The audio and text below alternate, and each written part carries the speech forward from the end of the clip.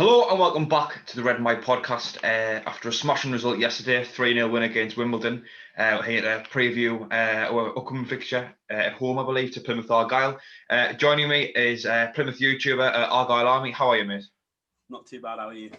Yeah, I'm good. Very happy after yesterday. I would imagine maybe not so yourself. A 1-1 draw yesterday in Crewe. Was that an all right result? See, it's an all right result. I mean, Crewe last time we played them, it's fair to say we did nick the result. So I think we actually came across quite lucky out of yesterday's game, in all honesty, because first half we dominated, second half I don't know how the ball stayed out the net, and I don't think the penalty that we had and the penalty we won, the penalty we tucked away with Jeffcott I don't think it was actually earned. I think it was more of a dive, but obviously I'm not going to complain. It's a point at the end of the day. It's not a loss, so I'm all right. Yeah. I mean, 15th in the table. Is that how you expected the season to go, or did you think you were going to be up towards the top? I said at the start of the season, I'd be happy with mid-table. I think the obviously the form coming from November to December, October time was poor. It wasn't good enough. We were dropping points against Rochdale. We lost 4-0 at home. We broke our home record of we didn't lose at home since New Year's Day. So that's how good our home record was. And then to lose 4-0 to a team like Rochdale, I mean, not best pleased, I'll tell you that. Yeah. I mean, where do you think things have not been going right for you so far this season then? I think it's more the certainty of the players. I think with the injuries we've had and the players going in and out, we've just lost our captain. He's gone off to Bradford, and we've lost our long-term captain from injury as well. So it's just about getting that solidity in the team really, and just having that starting 11 that will keep week in, week out. Which I guess something you've probably found by rotating players and found the right sort of team to set. And obviously getting that, I said, the 3-0 win. But with us, we just need to try and find that clarity. And I think you guys maybe have to take advantage of probably that. Yeah, there is. I mean, yesterday, just you touching on it there. I don't think we've really found a set 11 or at least a set kind of 13, 14 players to work from so far this season. I think, to me, what I saw yesterday was that we were far more ruthless when we had the ball. Our main problem, I would say, since Lee Johnson came in after Phil Parkinson being sacked, was that we were having plenty of the ball, but we weren't really creating enough chances. And I think that's because we weren't playing the right players. We've been playing 4-3-3 with Grant Ledbetter, the experienced championship midfielder, really sat just behind Max Power, who I'm sure you'll be aware of, and Josh Scowen, who is played between League One and Championship so far in his career. But all three of those players aren't ones that you'd expect to go flying into the final third, I would expect. And I think that's led to White up front being quite isolated.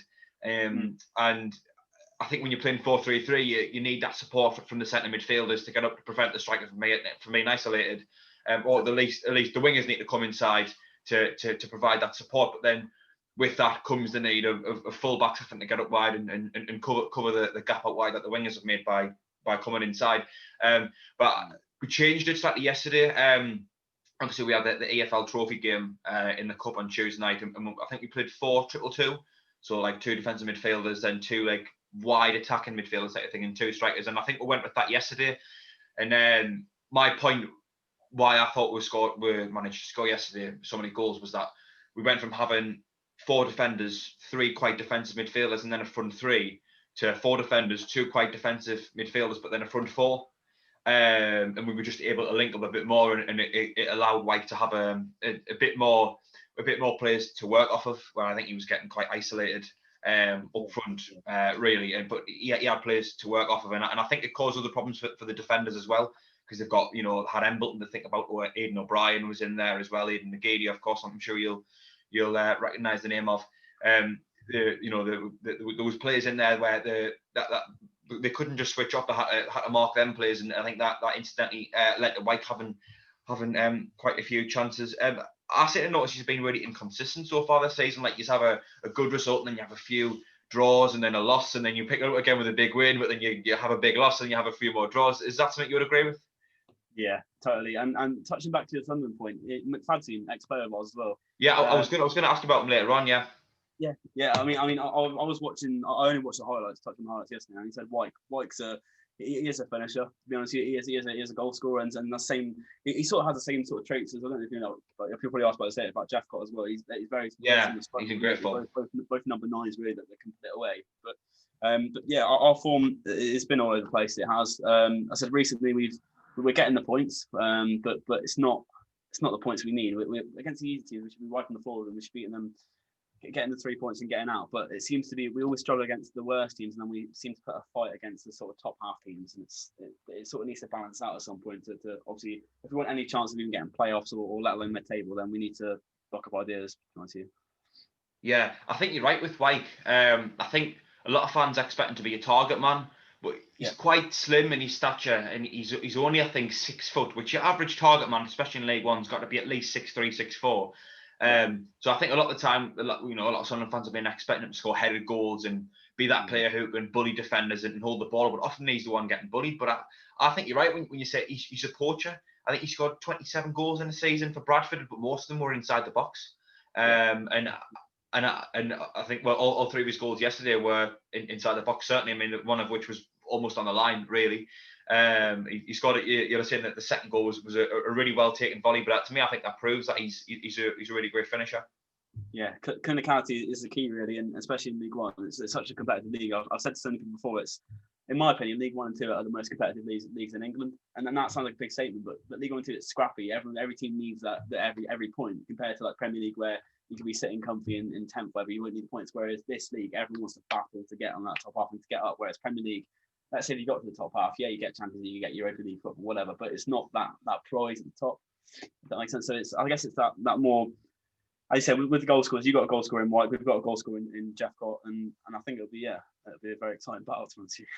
Yeah, Jeffcott I was having a look at this morning. Some of the statistics that were coming out were absolutely insane in terms of his conversion rate, and he's such a young lad. I mean, you made a fair point. Everybody's saying it being quite a competitive league. I mean, what springs to me is the season when you got relegated. I think that was our first season back down in League One under Jack Ross. But I mean, on the final day, there could have been about 14 teams that got relegated. In fact, I think it was the only teams that were safe was something like the top 9 or something. Weren't you not somewhere around mid-table or something going into that game? Yeah, going into like I think we were 16th or maybe even higher than that. I can't remember exactly, but I know it was definitely down to the last game. And I think it was actually. Were you playing Southend on the last day that season? We were playing Southend, but we'd already had our playoff spot secured, and a lot of fans seem to think that we just didn't really give it anything. And obviously Southend were giving it everything because they needed to win. So yeah, we got beat 2-1 away at Southend. See that's where that rivalry's come from. Because if you guys beat Southend or got a point, we would have stayed up as well. But obviously, I don't know if you see the video as well. There's a controversial video online that if basically, I think if we won by 3 goal difference, we would have stayed up or something. But we won by 2. But in the end, if they didn't score their goal, they scored. I think it was 3-1 in the end or 3-2. I can't remember. But our keeper rolled out the ball because he got an ankle injury. I think he ended up breaking his ankle or something. So he rolled out the ball, and one of their players decided to stop the ball and chipped our keeper. And that's obviously going to cause upspark because when we conceded that goal, that was a goal that sent us down in the end. Because if we didn't concede that goal, it would have been right tight to the wire. Who knows would have gone through, to be fair. Because I think I said in your game, you didn't really have that incentive for it because you said you secured the playoffs, whatever. You're sort of safe and sitting happy. You don't need to fight for it. It's more of celebrating the way they, you know what I mean, or wherever it is that last year. So it's just about having fun, really, and just maybe even trying the new players for the next season and see how they be. It's basically like the first game of pre-season, you can almost say, which sounds bad, but it is. Yeah, in a way, it almost is like a bit of a friendly game where I think we did take the lead through. I think Maguire scored a penalty, I believe, and then I think they ended up scoring a goal right at the last minute. But yeah, I think it was one of those games where our players were kind of like, what's the point in playing this game? Which maybe why you could have tried different things out and things like that. But I mean, we got through at the final in the playoffs, so we won our semi-final games. But I think you make a fair point. You see, League One, it's tough in a sense where I do think anyone could beat anyone. I'm trying to think of teams we've played down the bottom this season where it hasn't been as obvious the result, and we tend to draw 1-1 just about every game. But I remember in the first season in particular, I think we actually broke the record for the number of draws that a team's ever had in League One. But it was teams in the bottom 4 and teams in the top that were drawn with. So yeah, it's a league where you can't really predict. No, that's exactly what it is. And as I was saying, on the last game that season, just remember that I think we actually sacked our manager on literally the day before that game. So obviously it's going to be absolutely, that's how bad our management staff was. We had the old owner. It's literally the day before going to the game. The fans were basically telling them on the manager. So they thought instead of surely you give it one last shot. Instead of doing that, no, it was like the manager walked out, mutual consent, whatever it was. The whole coaching staff left, and it's just this one guy. He's never managed a team before. He's a caretaker manager, but he's never been on the bench before, and you have to try and take us in. And you've got the win, yeah, but it's just not the best circumstance losing the manager that close and that in that sort of important moment. And so I said, you guys deserve to get playoffs because we played you, I think, twice that season. You beat us 2-0 at our ground, I think, or 2-1. I can't remember. And then I can't remember what the score was at your ground, but I think it was comfortable. I think we won. Yeah, you won. You definitely won. I think it was comfortable win. I think so. I remember that. Yeah, one thing I remember about that day was a massive flag in the away end. Yeah, we are. It's like we are our goal flag, that massive one they stuck up with the. Yeah, that's what's mental. Yeah, I mean our away support. I've got to say, I think it's fantastic. Both of our away supports unrivaled. Like yours is incredible. When it came out to ours, it was sold out instantly. And ours, we take. Bearing in mind we have to travel the most miles. We take like 2,000 people away, which is pretty mental to be fair. Yeah, I think he's pretty much sold out the away end, and I think Plymouth Sunderland is actually the second is the fixture with the second most miles between them in the entire of the AFL, and the only one that beats it is Plymouth Newcastle. Yeah, I think that is. Yeah, I've seen that online. I think it's Newcastle, and I think Carlisle maybe next or maybe below that. I can't remember, but I know it's definitely like. I think it's both of our sets of fans. I think it's going to be.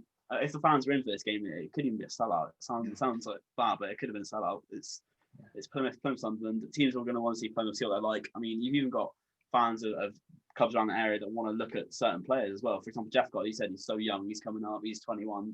Nottingham Forest Valley's eyes on him. We've had Premier League clubs inquire about him as well. That's what we've been told. So it's yeah, who knows who'd turn up? But I mean, yeah, it's obviously rubbish without fans, but at least still get to watch it. Yeah. Obviously, Jeff got like 13 goals in 18 games. He scores a goal on average every 96 minutes, which is essentially a goal every game. Do you own him or is he on loan? We own him. Come through the academy. He was playing for, I don't know if you know the team, National League Truro City. He was playing for them the start of 2018 to January 2019, and he was bagging. He bagged, I think, something like 14 goals in half a season for them. Then we recalled him, and he scored 4 goals in 2 games, which is just mental. It's a mental Royce thing because I remember when he was struggling to even stay in the club. His contract was a threat of getting terminated, and now he's bagging for fun. Yeah, some of the statistics of his conversion rate are absolutely insane. Is the team largely built around him then? Yeah, I'd say it is. I mean, we've got a few midfield players that are sort of pulling the strings, well, like Danny Mayer. You've got Panish Kamara, Connor Grant, but I said Jeff Gott is the one that you want to get the ball up to. And as I said, he's a poacher like White. He's in the box. He gets in the right places. He puts it in. He's not one of those players that would go out and take a shot from his box to take a risk. He gets in the position, he makes the runs, and he scores goals. And it's tap-ins, but that's the goal you need. You need tap-ins to win football matches, really. Yeah, especially in League One, you get a lot of scrappy games where the ball will just fall to someone in the box, and you need to rely on them to have the ability to put it away. And I think that's something that we've struggled with ever since Josh Madger left in our first season at League One. He had a similar type of stats. He was scoring just about every game, and then he unfortunately ended up leaving us. But he was that player that he was only 20 years old himself, who we could rely on to just score a goal every game. What kind of formation do you play? 5-3-2, I think. So wing backs. Yeah, we're familiar with that. Do you think that's working? Yes, I think it has, because it's been under the Ryan Lewis system. Obviously, he came in the start of the season where we dropped down to League Two, and he implemented that pretty much from the go. And we had a successful season in League Two. I personally believe, form-wise, if the season carried on and didn't get curtailed, we would have won that league. We would have, on our form dependence, we would have probably cruised. It sounds really bad, but the games we had left were bottom, basically teams that are scrapping for points that aren't really posing a threat to us. But I think the 5-3-2, yeah, we've obviously had a few injury doubts with our usual left wing back George Cooper. He's obviously, we bought him for like 350,000. He's now got a knee injury, so we've got Connor Grant in there, but he did get man of the match yesterday. So I think we do have the players to fill the roles, but it's just whether we can capitalise on that formation. I said you said you're used to that sort of formation, so we've probably just got to try and spice out with certain players, but who knows. Yeah, Connor Grant, I think he's got 5 assists and 3 goals so far this season. One of the most creative players in the league, I think, statistically. Yeah, we're quite familiar with. Well, I think under Parkinson, I viewed it as more 3 at the back. I mean, it depends which way you look at it, but our wing backs tend to get quite high, and I think even when they were lining up to kick off, etc., they tend to be just at the side of the centre midfielders. I used to always left wing, right wing. That's what they play like most of the time. Honestly. Yeah. So would you say it's more 3 at the back or 5? Yeah, it probably is 3 at the back. To be honest with you, yeah, you're probably right. I mean, we've got Callum Watts, Newcastle player as well on the left side of the centre back. So I don't know if he's going to try. He did say in his interview recently he's going to try and bang 1 or 2 in. What, just because he's playing against Sunderland? Yeah. We live in their heads rent free, mate. They're in the Premier League, but they still like to bang on about us all the time. Yeah, I know. To be fair, I'll be honest with you, I do prefer Sunderland over Newcastle. I think Sunderland's got. To be fair, I think Sunderland's got more creativity and more. They're more of a. I don't know how to say it. They're more of a club who don't rely on players to come in splashing millions and millions under Mike Ashley. I think Sunderland are just down to earth compared to Newcastle. Yeah, it's a 3 back formation. I'm saying it's more the 3 centre backs, but coming to that centre back issue, it's like we're all over the place with that as well. It's like we don't have the set centre backs. As I told you, like Canavan's gone to Bradford. We've got obviously Callum Watson, but he's injury risk. We've got Aimson, but he's given away 2 penalties in the space of 2 games. We've got another centre back who's just completely missed from the team. So it's very, very disjointed. And I wouldn't be surprised if we even formation changed it due to our injuries. I wouldn't be surprised if we went back to the 2 at the back, like to a 4 defensive formation, just went more attacking against you guys. Yeah, I'm sure there'll be you'll be more than welcome back on this channel with comments such as that. I think it's not something I've thought about, but I think we probably have had more academy graduates, at least in recent years anyway. If you look at the last decade or so, I mean the 2 Jordans played for England, of course, 2 that come to mind, 2 that are always like to slip in any conversation and get in that 2 World Cup semi-finalists playing in the same squad. Both came through our academy, one of which grew about a mile away from my house.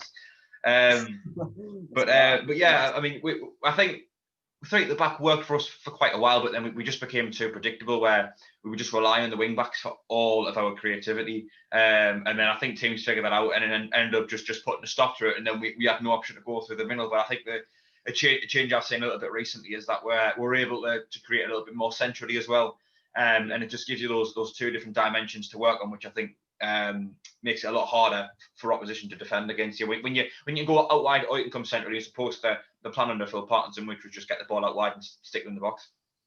Yeah, exactly. Yeah, and I was speaking on the radio show this morning about Sunderland and looking at their recent one. Obviously, we touched about the previous game and all that. And I think when it comes to you guys, I think you sort of adapted formation. Obviously, the team you sort of used on Saturday, or yes, I should say, it was.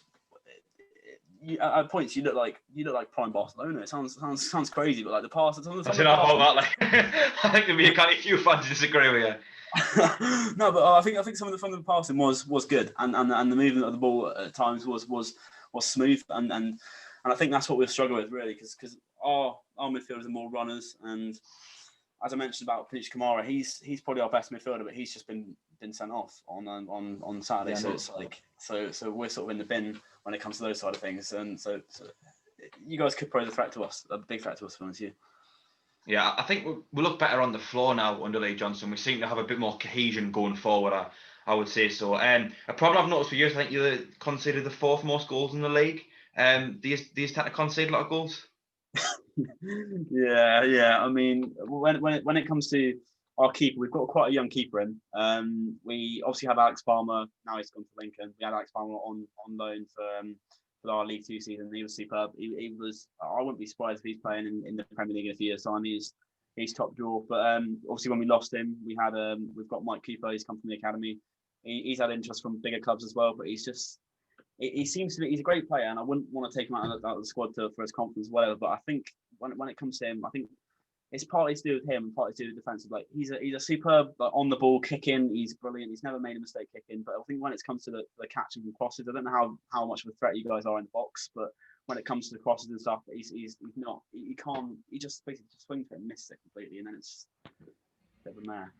I think if this fixture was about, well, a few months ago before Parkinson got sacked, I think it would have been an ideal fixture, because that was all we ever used to do was cross it in the box. But I guess we still do cross it in the box quite a lot. Set pieces were a relative threat. I guess with having Mike up front, he's not exactly a target man, but he's no little lad. But yeah, I would expect us to cross the ball quite a lot. It depends with the lineup that we go in, because if he reverts back to 4-3-3, I think we can only go out wide because you don't have the centre midfielders there to create centrally. But I think if we keep the 4-2-2 system, you can expect Ledbetter and Scowen, or maybe Winchester, who's just signed, to sit back a little bit and look to feed the ball through the likes of McGeady, Jack Diamond, who's just came through our academy, Aidan O'Brien, ex-Millwall player, Charlie White up front, of course, Embleton, who's came through our academy, like an attacking midfielder. So, I do think we have the option to go out wide, but I think it depends on what formation we go with in terms of whether we'll go for centrally or out wide. Yeah, I see. When it comes to the wing back, as you said, when you have a wing back, they tend to attack quite a lot. And with ours, I think that's where you can exploit. You said you got McGeady. McGeady's got, you know how good he is with his tricks and his pace. On his day, he's superb. But you just got to hope he's on his day. That's the thing, because I don't know. From what I've watched as well, he's sometimes a little bit inconsistent. Now he has some won the games. There's some games where he's a little bit iffy, but as I said, he is a talent, and he is someone that we do need to be worried about, because, as I said, I know what he's like on the ball. We've played him a few times, and we always seem to struggle to man mark him. When it comes to making runs, we seem to commit too many men towards the ball and leaving the gaps open at the back, and basically leaving those gaps for your players to run through. Yeah, that's what Aidan McGeady thrives off. Like, I don't know if you know, but he got froze out of our team for a year. About December 2019, when Parkinson came in, Parkinson decided he didn't want him part of the squad, and he ended up training with the reserves and not playing for us. And his first game back was Lee Johnson's first game, which I want to say was, I think it was about December time. I could have got that completely wrong. I'm not sure. But I definitely haven't. Someone's ever going to comment. But anyway, yeah, he got frozen out of the team for quite a while. But he's came back in, and I think he struggled the first few games because, of course, although he did get loaned out to Charlton temporarily towards the end of last season, and obviously he has been training with the reserves.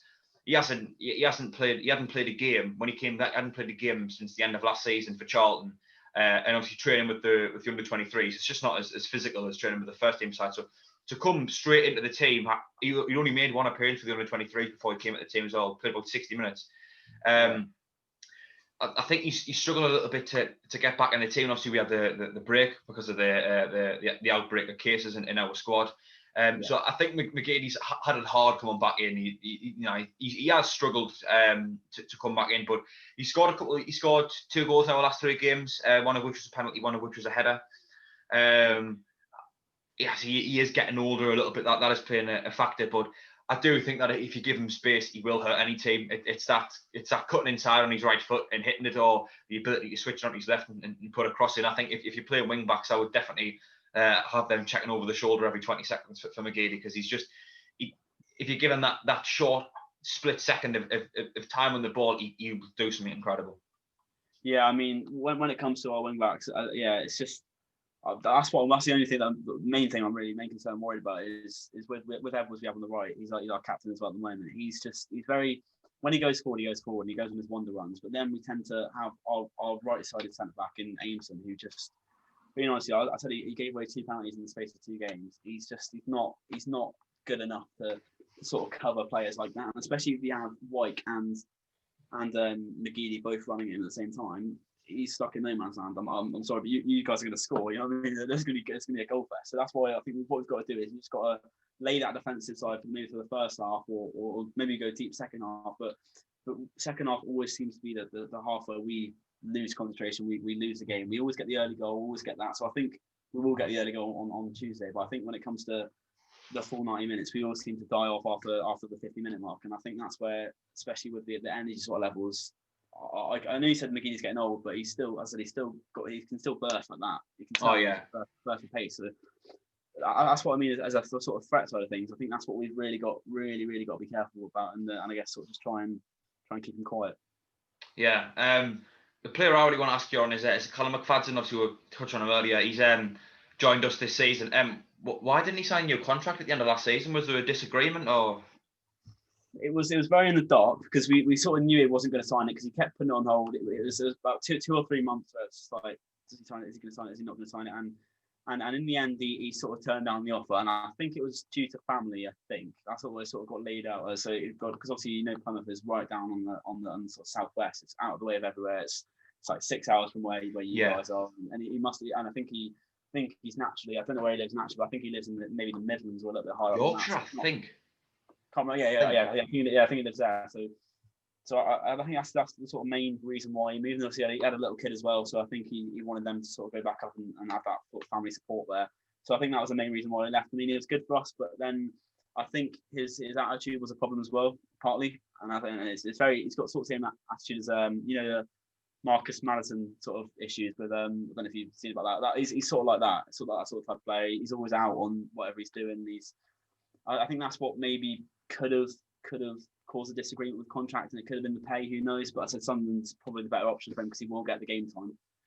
Yeah, I think he's probably might get a bit more money as well. We've got a little bit of a higher budget to work with. I think with McFadden, he's relatively impressed me so far. I mean, Denver Hume has been our main left back really now. Well, probably last season and this season. He came through the academy, local lad. I think he's about 22, 23 now. And he was a bit ropey when he came in, but he's starting to improve now. Well, I think he's been quite good for a long time, really. He's quite a threat going forward. His final delivery isn't always the best, but he does tend to put in one or two like pinpoint crosses every game, in my opinion, at the very least, anyway. And it's that energy he provides on the left-hand side. I don't think we've got anyone on the team, or well, we have, but it's only the lad who used to play on the right-hand side, which is Luke O'Neill, who's been out injured. But we don't have very many players who've just got that energy to just burst up and down, and I think that's what Hume offers us. Defensively, he can be a bit shaky, a bit out of position at times, but I think he's just going forward what he offers you. So McFadden struggled to get in. Really, with Hume, he got a couple appearances, but Hume got injured, I believe, around about Christmas time, or maybe just after. And McFadden's been in and out since then, and he's relatively impressed me. I think his delivery looks really good. His crosses look fantastic. He looks quite a different player to Hume. Maybe not quite the same energy, but I think, as I say, it's his final delivery. For me, was he rated highly among Argyle fans? Yeah, I mean, I mentioned Mayo. He has that link up with Mayo on that. I think he was playing the left side for us, so he's just back and forth, and I think, as you said, he doesn't like the defensive side of things, and that is the issue, and that does leave the pockets and the spaces. But when it comes to the going forward, he's superb. His crossing, he's almost, at times he was two-footed for us. He could go on his right, go on his left, and he played the balls, and he got the. I remember he scored a goal in the FA Cup to send us to the third round against Bolton as well, and he's even the finisher. If he gets in the right place, he can hit them. I think he may have scored two against Crewe. I think you can see the highlights online. A bicycle kick he scored, top corner. And so it shows you that man is full of surprises, and he is a talent. I think, obviously, I know you said you got the injury, but I mean, who do you prefer? Do you prefer McClancy or the other guy? I think if they were both fully fit, I would go with Hume, but that might be just because I've seen more of them. But I think it depends on what game it is. I think McFadden's a little bit more reliable, whereas sometimes you don't always know the Denver Hume you're going to get. I'm not sure how old Conor McFadden is. About mid-20s or something. Yeah, he's fairly. I think he's mid to late 20s. I think so. He's getting on a bit, but not too much. Still in his sort of prime time, you could say. But yeah, I think I would go with Hume if they were both fully fit and ready to go. I think I'll go with Hume. I think he offers us just a little bit something more. But I mean, Hume was our only left back at the club for a while, and then it's been between McFadden and Dion Sanderson, who was actually a right back on loan from Wolves. Who's filled in at the left back.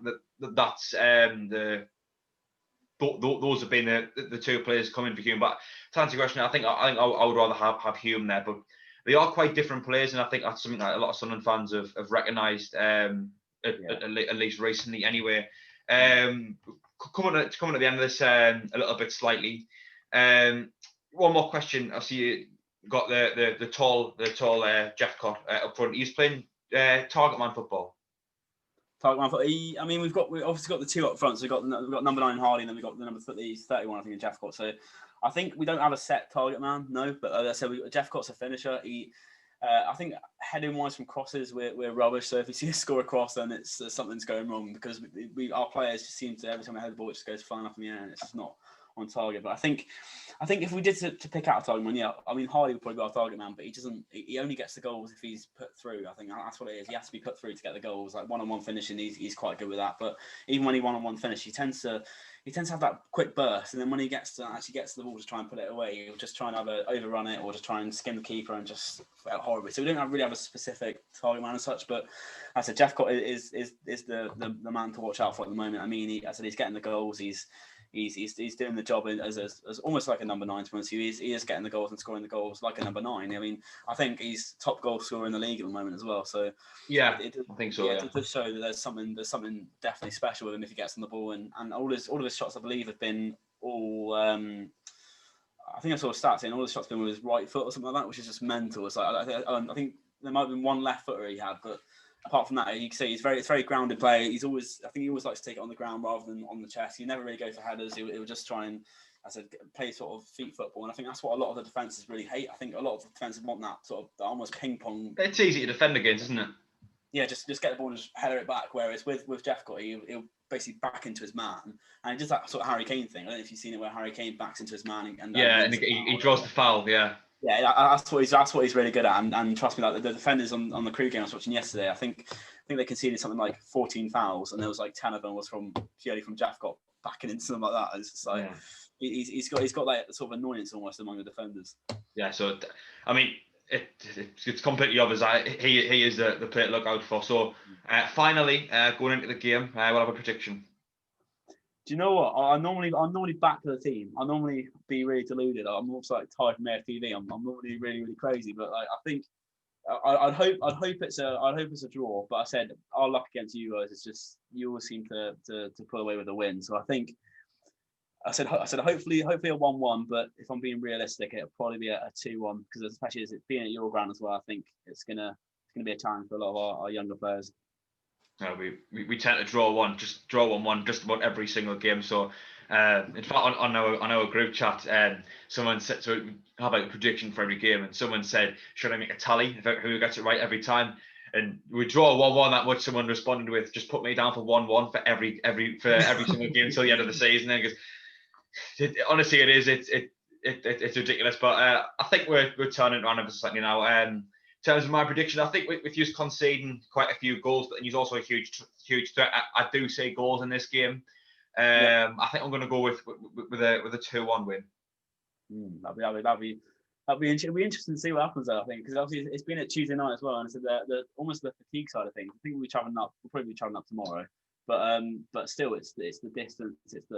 So a lot of the players aren't used to it, and in our team we sort of base it on youth. We've got a lot of the loanees, we've got Liverpool loanees, we've got Fulham loanees, we've got a lot of young ones. So I think yeah, it will be an interesting test. And so being on Tuesday night as well, we've got Sheffield United in the FA Cup on Saturday, so it's going to be like, so we're sort of going to try and keep eyes on both, I guess. But obviously the league is a priority, but I think it'll be a tight game, and yeah, may the best team win, I guess. Yeah, me the team in red and white win. We need the points there. Anyway, thanks a lot for coming on. It's been good chatting to you. Perfect. Thank you very much for having me. Cheers. Yeah, and best luck for the rest of the season. And thank you to everyone for listening as well. We'll be back. I believe we've got Shrewsbury, I think, after you, so we'll be back for that one as well.